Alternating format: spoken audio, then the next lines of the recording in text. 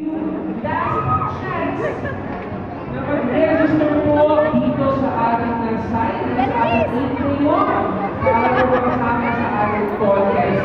We are giving last 5 minutes ng mga online registrants at kapag wala pa rin ito, we will give the slots sa ating mga walk-in participants for Easter costume contest. So, hapon Kapit ka na, kapit. Ako na din.